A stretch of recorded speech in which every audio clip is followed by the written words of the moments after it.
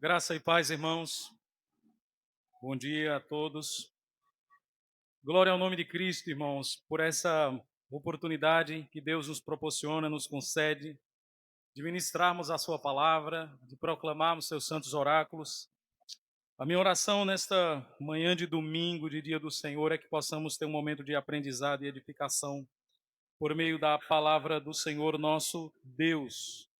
Meus queridos, nós vamos pegar as Sagradas Escrituras, os irmãos que estão com a Bíblia em mãos, e, por favor, abra no livro do profeta Malaquias, capítulo 2.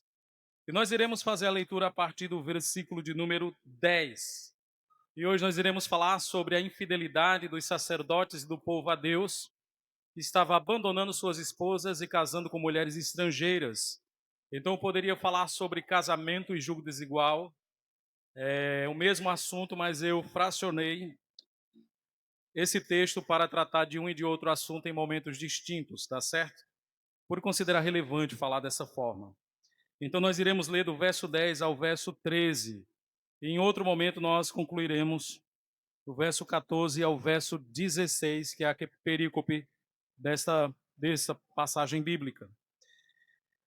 Meus irmãos, Malaquias capítulo 2, do 10 ao 13.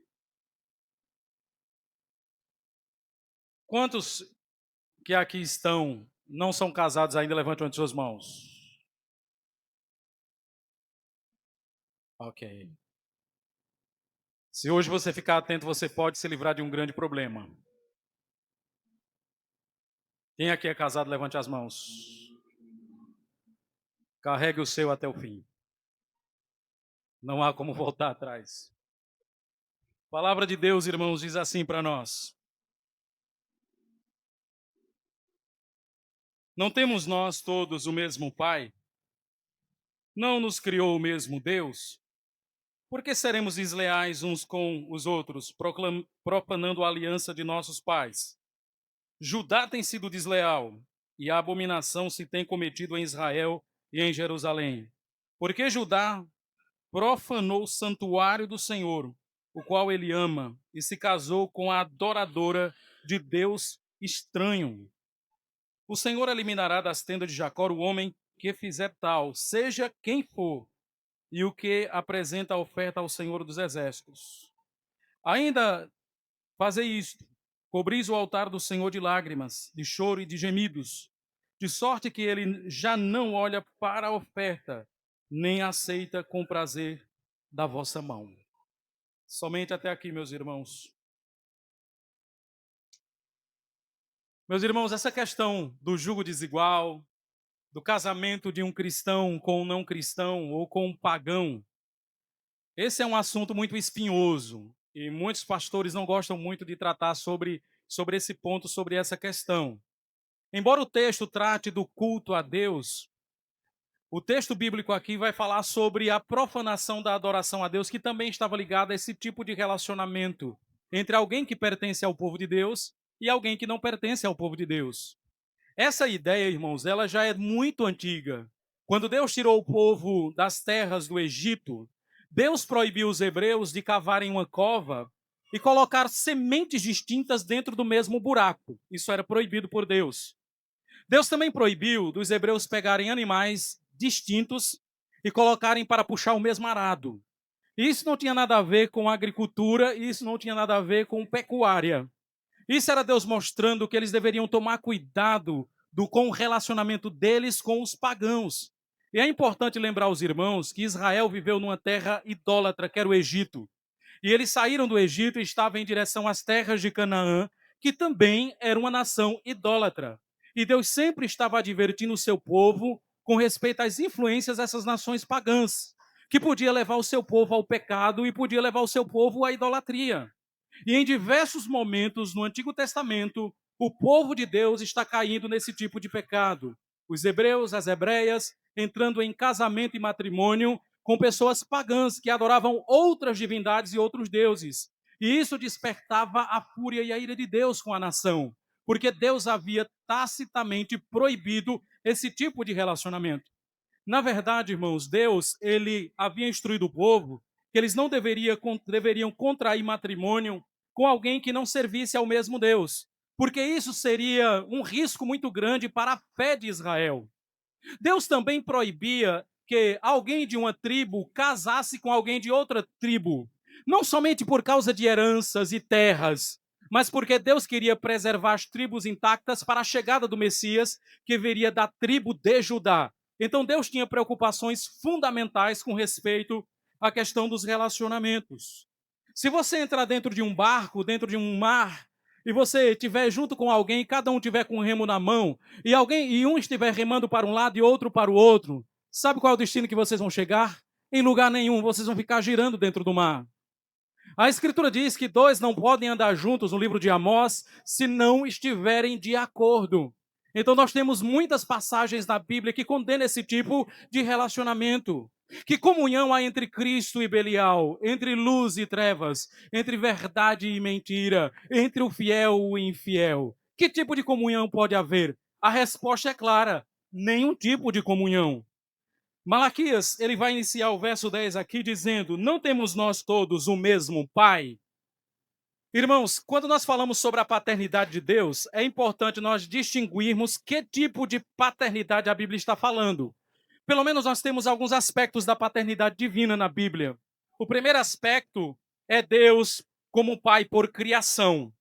Deus como pai por criação, Deus tem como filho os anjos, está lá no livro de Jó, capítulo 1, e tudo que ele criou, todos os seres humanos. Então, pastor, não é errado dizer que um ímpio é filho de Deus? Depende de que aspecto da paternidade você está falando. Se você fala do aspecto redentor, é errado. Mas se você fala do aspecto criacional, não é errado, porque todos nós temos o mesmo pai. Então Deus ele é pai por criação, e isso envolve todos os seres e os anjos, os seres espirituais. Deus ele é pai por geração, e por geração ele só é pai de alguém, que é Cristo, porque Cristo é o eternamente gerado do Pai. Mas não só isso, ele também é pai por adoção, ou pai por redenção, que envolve todos os eleitos de Deus. João capítulo 1 diz que ele veio para os seus não receberam, mas a todos quanto receberam, deu-lhes o poder de serem feitos filhos de Deus, a saber, os que creem em seu nome. E aqui é a paternidade por adoção. Portanto, eu poderia destacar esses três tipos de paternidade: a paternidade por criação, por geração e por adoção. Então, quando você fala que Deus é pai, precisamos qualificar em que sentido Deus é pai. Deus é pai de Israel por criação e Deus é pai de Israel por adoção. Deus é nosso pai por criação, porque ele nos criou, mas ele também é nosso pai por adoção. Com respeito ao ímpio, ele não recebe esse aspecto da paternidade por adoção, somente por criação. Então, eu não tenho dificuldade quando alguém diz Deus é o pai de toda a humanidade. Em certo aspecto, isso não está errado, desde que você qualifique que tipo de paternidade você está falando. Portanto, no verso 10 ele vai dizer: não temos todos nós o mesmo Pai? Não nos criou o mesmo Deus? Mostrando que a humanidade não veio por geração espontânea, como defende o evolucionismo. Deus não nos criou o mesmo Deus, portanto o ser humano foi criado por Deus, ele não veio por meio de geração espontânea. Esse texto aqui já desqualifica totalmente as teorias darwinistas. E ele continua: por que seremos desleais uns com os outros? Olha que interessante. Ele está dizendo, Deus não é o nosso pai, ele não nos criou, ou seja, somos todos irmãos. Por que nós seremos desleais uns com os outros? E aqui, mais uma vez, eu queria dizer para você que você tem três tipos de irmãos. Você tem um irmão por criação, que é toda a humanidade que nos une. Você tem irmão por adoção, que é só o povo de Deus. E você tem um irmão por geração, que é Cristo. Então, é importante nós fazermos esse tipo de definição. Portanto, o texto bíblico vai falar aqui o seguinte: se nós temos o mesmo Criador, se nós temos o mesmo Pai, existe um aspecto de irmandade entre nós. Portanto, não sejamos desleais uns com os outros. E a pergunta é, em que aspecto estava havendo deslealdade? E é importante situar você dentro desse contexto. O povo aqui de Israel, eles haviam se casado com suas esposas que eram hebreias. Mas no decorrer do tempo, eles estavam abandonando essas mulheres e casando com mulheres pagãs. E isso era uma deslealdade, uma infidelidade. Não somente por estarem abandonando suas esposas, mas uma infidelidade dupla. Porque ao pecar em abandonar a esposa, eles também pecavam em casar com mulheres estrangeiras. Portanto, Deus está dizendo: vocês estão sendo desleais uns para com os outros, profanando a aliança de nossos pais. Quando Deus fez uma aliança com o povo de Israel, ele exigiu: vocês não devem se casar com mulheres estrangeiras. Mulheres não devem se casar com homens estrangeiros. Isso eram aspectos da aliança que Deus havia feito.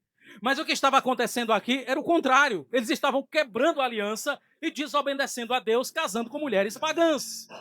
Irmãos, nós temos vários relatos na Bíblia de servos de Deus que se envolveram com mulheres pagãs e eles acabaram em apostasia. Eles acabaram se desviando da fé, abandonando o Senhor. Talvez o caso mais emblemático nas Escrituras seja o caso do rei Salomão.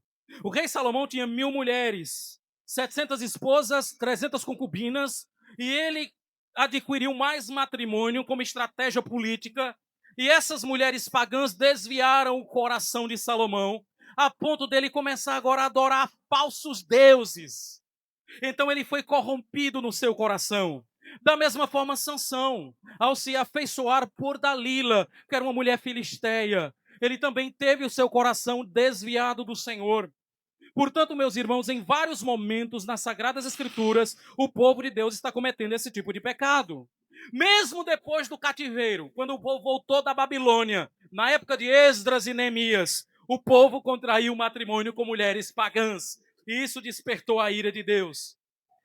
Eu queria, meus irmãos, falar algo para nós que eu considero muito importante, porque às vezes nós precisamos ser lembrados de coisas que nós já sabemos. A Bíblia, ela se opõe, ela é contra a um relacionamento de um crente com um descrente, de um cristão com um ímpio, de um servo de Deus com um servo de Satanás. A Bíblia é contra esse tipo de união. E às vezes, sabe o que acontece? Nós queremos pagar para ver. Dentro da igreja nós encontramos, por exemplo, N desculpas que muitas pessoas dão para justificar esse tipo de relacionamento. Eu vou citar, por exemplo, algumas aqui que nós percebemos dentro da igreja, e geralmente isso é muito comum entre jovens. De repente está lá o crente dentro da igreja, o irmão ou a irmã, e ele se afeiçoa por uma mulher ou por um homem que não é cristão. E o que é que eles fazem? Eles entram num relacionamento missionário. Eles dizem que o propósito é evangelizar o outro e ganhá-lo para Cristo. Pastor, na verdade, o que eu estou fazendo aqui é me relacionando com essa pessoa com um propósito de trazê-lo à fé. Isso é um namoro missionário. Eu entendo o que a pessoa está querendo dizer, mas veja, quando uma pessoa que é crente se une com um descrente de forma proposital e voluntária, o que é mais fácil? O descrente vir à fé ou o crente se desviar? É o crente se desviar. Se existe um relacionamento missionário, é por parte do pagão, não é por parte do cristão. Então, os exemplos estão dentro das próprias Escrituras, os servos de Deus que se desviaram quando entraram dentro desse tipo de relacionamento. Aí vem o segundo argumento. Pastor, eu conheço um caso de alguém que era crente e se relacionou com um descrente e o danado não se converteu. Quem sabe? Aí as pessoas estão pagando para ver. Dentre alguns casos pontuais em que isso acontece, muito mais acontece o contrário. E nós não podemos ser pragmáticos com respeito a isso. Não é porque com alguém deu certo, que é certo. Ainda assim é errado. Veja, se eu roubar um banco e o dinheiro desse banco eu doar para uma instituição de caridade, o roubo se tornou lícito? Mas ele está promovendo um bem. Mas ele está promovendo ajuda a necessitados. Irmão, se nós formos levar esse argumento às últimas consequências, a gente vai chegar na bizarrice. Então não é porque com fulano deu certo, que com você vai dar certo. Lembre-se, meus irmãos, dois não podem andar juntos se não há concordância. E concordância em torno da pessoa de Deus, irmãos, é fundamental. Não é que a Escritura está dizendo que você, mulher, tem que ser igual ao seu marido, e você, marido, tem que ser igual à sua esposa, vocês têm que gostar da mesma comida, dormir do mesmo jeito, assistir os mesmos programas. Não é isso. A questão aqui é uma questão de fé. Essas diferenças existem entre nós e elas são comuns e são importantes em certo sentido. Mas as diferenças de fé, irmãos, elas são cruciais no relacionamento. Portanto, a ideia de namoro missionário, ainda que a justificativa seja piedosa, é errado. A ideia de que um caso deu certo e o seu também vai dar certo, também é errado. Meus irmãos, eu sei que tem pessoas aqui no nosso meio que ainda não casaram, que ainda não entraram num relacionamento. E talvez sejam tentados a flertar com esse tipo de relacionamento. Não, pastor, eu faço o seguinte, eu trago a pessoa para a igreja e vou aos pouquinhos ali, um dia, quando ela se converter, aí eu inicio alguma coisa séria. E essas pequenas concessões que você vai abrindo, isso faz você se envolver emocionalmente um com o outro, quando pensa que não, você está todo entrelaçado. E fica muito difícil de você se livrar desse embaraço. Agora, existe um jugo desigual que ele é circunstancial. E esse aí, irmãos, você vai ter que caminhar com ele, não tem jeito. Por exemplo, 1 Coríntios capítulo 7, Paulo vai dizer que estava acontecendo nas regiões de Corinto que os dois eram ímpios casados e um se convertia e o outro não. Um chegava à fé e o outro permanecia na incredulidade. E eles estavam querendo fazer, sabe o quê? Deixar o cônjuge por causa disso. E Paulo diz, olha, se ele está consentindo em conviver com você, se ele não quer acabar com o casamento, fique, não deixe. Porque se você se separa para evitar um jugo desigual, você está cometendo um pecado maior. Então a questão é, não case. Mas se veio nessas circunstâncias, permaneça. Isso é um jugo desigual circunstancial. Talvez alguns de vocês, não sei, passaram por isso, em que o marido se converteu primeiro e a esposa veio depois. Ou a esposa veio e o marido chegou depois. E existe casos em que os dois professam a fé em Cristo e no decorrer do tempo um se desvia e apostata da fé. Entraram dentro de um relacionamento desigual, circunstancial. Você não pode culpar uma pessoa dessa por causa disso. Irmãos, eu já tive que lidar com situações na própria igreja, lá em Caruaru, de pessoas que estavam em circunstâncias muito parecidas com essa. E é muito difícil. Um jovem ou uma jovem se afeiçoar a alguém que não pertence à mesma fé. E começam a criar justificativas piedosas, não, mas vai dar certo. A pessoa vai chegar à fé. Nós não temos garantia disso. A única coisa que nós temos, irmãos, é os alertas bíblicos de que isso pode colocar você em maus lençóis. Por exemplo, vamos supor que um ímpio case com crente. A questão é, qual a visão de casamento eles vão ter? Visões opostas. Visão de famílias opostas. Criação de filhos opostas também. Isso vai gerar um conflito terrível dentro do casamento. Como você vai criar seu filho? Porque um tem uma forma de criar, o outro tem outra. Qual a visão de casamento, de família, de fidelidade conjugal, de aliança? Não tem princípios. Portanto, meus irmãos, entrar dentro de um jugo desigual é um risco muito grande. É um risco muito grande. E nós não deveríamos colocar, meus irmãos, a nossa fé em um risco tão alto como esse. Eu sei que alguns vão chegar ao extremo de dizer assim, pastor, e alguns usaram isso como base, inclusive batistas gerais do século XVII. Se em Israel existia, só podia casar alguém com uma pessoa da mesma tribo por causa de questões de herança e por causa da preservação das tribos para a chegada do Messias, isso significa que nós deveríamos casar somente com pessoas da mesma denominação? Talvez você não pergunte sobre isso, mas isso é uma implicação importante. E os batistas gerais do século XVII chegaram a pensar dessa forma. E eles foram extintos por causa disso. Eles acreditavam naquilo que é chamado de endogamia. Você só podia casar com pessoa da mesma comunidade local. Nem da mesma denominação se fosse outra comunidade. Mas somente com pessoas da mesma comunidade local. Agora, numa igreja onde tem mais mulheres do que homens, como vai dar essa situação? Eles entraram na extinção por causa da endogamia. Então, pastor, é possível alguém de uma denominação casar com outra pessoa de uma denominação? É. Mas talvez a sabedoria diga que não. E eu vou lhe dizer em que sentido eu estou falando. Irmãos, é importante que haja afinidades doutrinárias entre o casal. Talvez não 100%, Mas em questões que são importantíssimas e fundamentais, tem que haver uma afinidade muito grande. Eu fico pensando, por exemplo, como é que fica um batista casar com um presbiteriano. Eu não estou dizendo que isso não seja possível e que a Bíblia proíbe. Não, a Bíblia não proíbe isso. Mas eles têm filhos. E de repente um diz, não, tem que batizar porque ele é filho da aliança. E o outro diz, não, não tem que batizar porque ele precisa professar a fé. Já imaginou a confusão? Talvez seja possível eles lidarem com isso. Geralmente a opinião que acaba prevalecendo é mais a do homem por ser o cabeça do lar. Não entendi. A tarefa das crianças, irmãos. Eu esqueci de vocês, criançada. Me perdoem. Eu me empolguei demais. Porque eu passei a semana descansando, a minha mente deu uma desopilada. Desenhe. Deem-me uma dica, irmãos, pelo amor de Deus, me ajudem. É? Desenhe um noivo e uma noiva, uma mulher e um homem.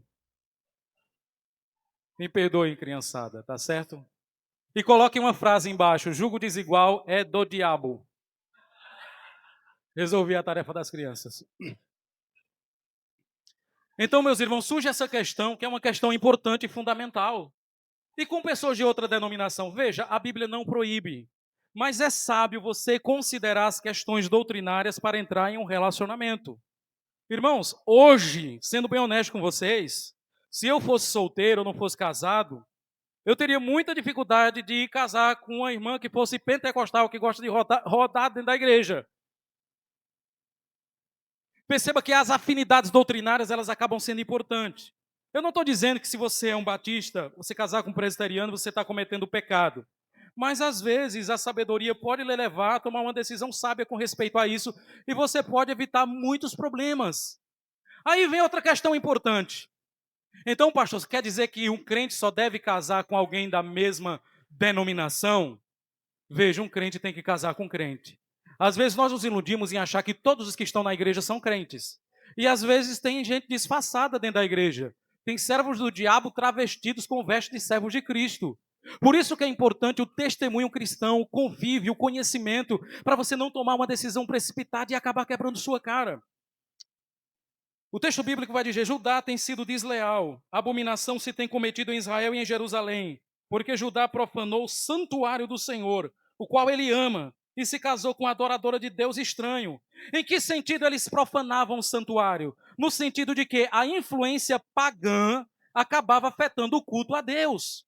Por exemplo, tentando trazer uma linguagem mais contemporânea para nós. De repente você é um crente, você casou com uma mulher descrente. De repente ela está enchendo seu saco e você não consegue mais vir para a igreja. Isso está afetando a sua vida eclesiástica. De repente agora você vem no domingo para a igreja e no outro domingo você está nas festas, nos bares para agradá-la. Você fica com um pé lá e outro cá para tentar agradar um e outro. Sabe o que é isso? É uma apostasia sutil que está acontecendo na sua vida. Irmãos, a gente conhece N casos em que isso acontece. A pessoa casou com uma pessoa ímpia, incrédula, e de repente está tendo que agradar um ao outro para não perder o casamento. Muitas vezes sendo desleais e infiéis com Deus para manter o casamento. Porque se fosse posicionar biblicamente, acabou. E se você tem uma visão que o matrimônio é algo vitalício, a situação piora mais ainda. Portanto, o santuário de Deus estava sendo profanado porque a influência pagã estava adentrando o ambiente de adoração. E o que era que estava acontecendo? Animais coxos, mancos e aleijados sendo oferecidos. Você acha que os adoradores de Deus, deuses pagãos, tinham critérios com respeito a sacrifícios? Nenhum. Nenhum. Meus irmãos, se você soubesse a influência e o poder que uma mulher tem na vida de um homem, ou vice-versa também, isso pode influenciar a questão a sua fé. Então o texto bíblico vai dizer: o Senhor eliminará das tendas de Jacó o homem que fizer tal coisa, seja quem for. Deus está dizendo assim: pode ser o Papa. Seja quem for, quem tiver esse tipo de comportamento será eliminado. Irmãos, olha como é grave o pecado de extermínio de uma vida. Ele vinha por causa de pecados de natureza grave. Deus está dizendo que esse tipo de relacionamento é algo grave. É algo grave. E ele continua, verso 13. E ainda dizeis: isso cobris o altar do Senhor com lágrimas, choro e gemidos. Irmãos, esse povo aqui era muito cara de pau.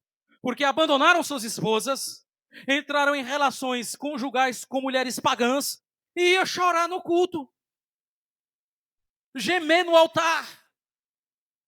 Irmãos, quantas vezes nós não fazemos isso? Perceba que a vida familiar está ligada ao culto e o culto à vida familiar. Isso é muito importante, sabe por quê? Porque nós achamos que a nossa fé ficou somente para a esfera privada da igreja. Nós achamos que a nossa fidelidade a Cristo está ligada só ao culto, mas é em todas as áreas da vida. Perceba a conexão da família com a adoração. Muitas vezes nós criamos compartimentos na nossa vida cristã. Na igreja eu tenho que frequentar todos os cultos assiduamente, mas no meu trabalho eu posso dar calote, porque isso não tem nada a ver com a minha fé. A fé é somente para a esfera privada e não para a esfera pública. Eu posso maltratar minha esposa dentro de casa, espancar meus filhos, isso não tem nada a ver com a fé. E vou para a igreja tranquilamente na maior cara limpa. Nós muitas vezes fazemos isso. Enchemos o altar do Senhor com lágrimas e gemidos, enquanto estamos envolvidos em atos terríveis de iniquidade. Irmãos, nós não podemos separar a nossa fé de todas as áreas e as esferas da nossa vida. A nossa fé vai influenciar na nossa família, no nosso trabalho, nos nossos estudos e em toda e qualquer área da nossa vida. Nós não podemos criar uma ruptura entre sagrado e secular, uma vez que de Deus é a terra e sua plenitude. Tudo pertence a Ele. Tudo é dele. Tudo está sobre os seus domínios. Como dizia o estadista holandês Abraham Kuyper, não existe um centímetro quadrado no mundo em que Deus não clame é meu. Portanto, se você realmente ama o Senhor e crê nele, isso vai influenciar a sua vida como marido, como esposa, como trabalhador, como empregado, seja em qualquer esfera da vida que for. Mas o que nós nos cansamos, irmãos, sabe o que é? É pessoas viverem como pagãs, dos portões da igreja para fora, e querer viver como cristãs dos portões da igreja para dentro. É por isso que o ímpio escarnece. Eu ser crente como fulano, eu conheço. Trabalha comigo, caloteiro. Passa uma hora sentado no vaso. Roubando tempo, roubando trabalho. Irmãos, não separe a sua fé da esfera pública. A nossa fidelidade está para além dos portões da igreja. Então, enquanto esse povo estava casando com mulheres estrangeiras, eles iam cobrir o altar do Senhor de lágrimas. Eu queria dizer para você que a forma que você trata a sua esposa, a forma que você trata seus filhos, a forma que você trata seu marido, isso diz muito sobre a sua fé em Cristo. Você pode ser afinado no canto, você pode ter uma oração teologicamente nos parâmetros da ortodoxia cristã, mas isso não quer dizer absolutamente nada. Isso não quer dizer absolutamente nada. Porque nós podemos fazer uma boa performance dentro da igreja e fora da igreja a nossa vida não ser condizente com aquilo que nós professamos. Na verdade, no fundo, nós cremos no que nós praticamos, não só no que nós professamos. O que adianta você professar diante de Deus que Ele é o Senhor da sua vida, quando existem áreas da sua vida que você segue de acordo com o seu próprio coração? Deus não é Senhor da sua vida. Não, pastor, Deus é Senhor de algumas áreas da minha vida. Se Ele não é Senhor de tudo, Ele não é Senhor de absolutamente nada. Portanto, meus irmãos, o texto bíblico vai dizer: de sorte que Ele já não olha para a oferta, nem aceita com prazer da vossa mão. A oferta aqui é a oferta de sacrifícios, é o ato de adoração. Deus não aceita a adoração de vocês por causa da infidelidade. Irmãos, a nossa vida fora da igreja, ela deve ser uma extensão da nossa vida na igreja. Os nossos relacionamentos dizem muito sobre nossa adoração. Lembra que Cristo disse: quando você oferecer sua oferta no altar, e você lembrar que alguém tem algo contra você, deixa a sua oferta, vai lá, resolva o seu problema com o irmão e vai e ofereça. Irmãos, veja como a nossa vida ela está conectada à adoração a Deus. Resolva suas querelas, seus problemas, a amargura do coração e depois ofereça a oferta ao Senhor, o seu ato de adoração. Mas muitas vezes nós não fazemos isso. Muitas vezes nós estamos amargurados com pessoas dentro da igreja, com o coração roxo de ressentimento, de ódio, e levantamos as mãos e cantamos: somos corpos assim bem ajustados, mentiroso. Desculpa eu estar sendo duro com você, mas é porque, irmãos, uma das coisas que a reforma protestante nos legou é que nós não podemos ter secular e sagrado. Tudo é sagrado. Desde a ceia do Senhor até o seu café da manhã. Tudo deve ser feito para a glória de Deus. E com isso eu não estou tirando as distinções de elementos de culto. Eles são distintos. O que você não pode é achar que só o que é sagrado é o que você faz aqui dentro. E o que você faz fora fica a seu critério. Não, irmãos, não fica a seu critério. Deus precisa dominar todas as áreas e aspectos da nossa vida. Portanto, irmãos, algumas considerações nesta manhã de hoje para nós. Primeira delas, aqueles que entram em casamentos mistos, entenda casamento misto aqui como crente com descrente, porque senão algumas pessoas dizem, então tem casal com homem, mulher com mulher. Não é isso que eu estou falando. Aqueles que entram em casamento misto pecam contra Deus e colocam em risco a sua fé. Portanto, se você ainda não casou, tome muito cuidado. E não basta somente você dizer, vou casar com alguém da igreja. Não case com alguém que seja crente, com alguém que ame ao Senhor, com alguém que vai liderar espiritualmente sua vida, com alguém que vai contribuir para o seu crescimento espiritual, porque atraso de vida já basta o diabo. Segundo, o nosso culto, irmãos, ela é sempre uma expressão da nossa vida, pois não podemos separar moralidade de devoção. Devoção e moralidade não podem ser separados. As duas coisas estão conectadas. Se você tem devoção, mas não tem uma moralidade bíblica, você é um hipócrita. Você é um hipócrita, você é um ator. Você está fazendo uma encenação. A nossa vida moral está conectada com a nossa vida devocional. E a nossa vida devocional deve estar conectada com a nossa vida moral. E no fim, irmãos, sabe o que é que nos falta? O nosso maior problema não é que nos falte informação sobre essas questões. Eu não tenho dúvida que a maioria de vocês aqui acreditam que o jugo desigual, a união de um cristão com um não cristão é errado. O que nos falta de verdade é transformação de coração. Muitas vezes nós temos informação na mente de que algo é errado, mas se o coração não foi transformado, isso aí, meus irmãos, não vai adiantar em nada na sua vida. Muitas vezes nós pecamos não por ignorância, nós pecamos por desprezo à verdade de Deus. E por fim, eu queria falar uma coisa para você. Talvez o maior modelo para nós de fidelidade matrimonial é Cristo. Efésios capítulo de número 5.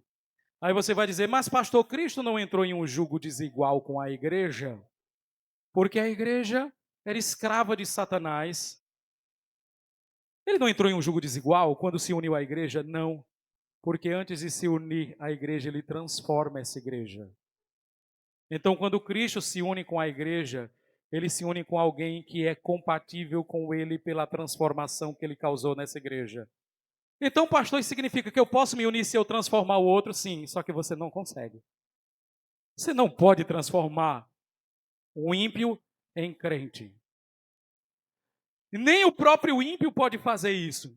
Spurgeon dizia que é mais fácil uma pedra chorar e um leão virar vegetariano do que alguém mudar-se a si mesmo.